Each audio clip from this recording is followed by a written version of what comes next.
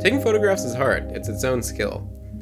The two biggest key things are light and angle. You want to get every light in your house, every lamp that you can bring, and start playing with it. See what it looks like on the model. Place some things to the side, place some things behind it. Try multiple lights at the same time. The next thing is the angle. You want to take a photo of your miniatures from roughly on their level. This will make them look the best. If you take photos from above, it's going to look strange. The third biggest thing you can do is pick a good background.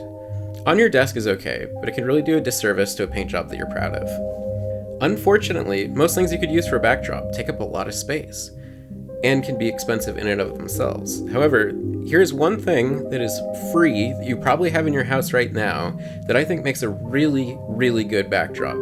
It's packing paper.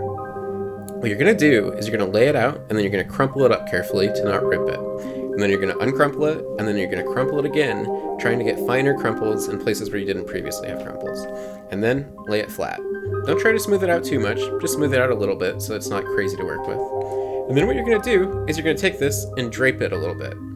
And once it's draped up on something, you've got a really good backdrop to work against.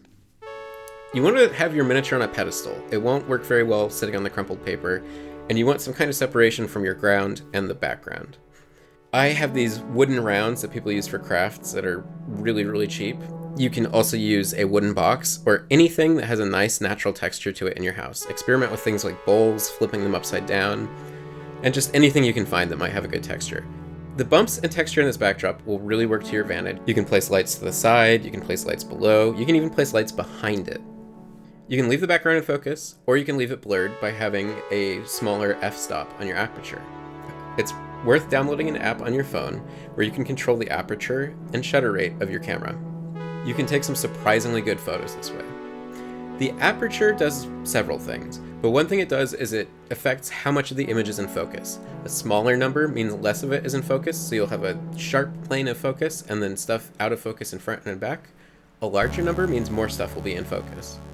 You can also use terrain here.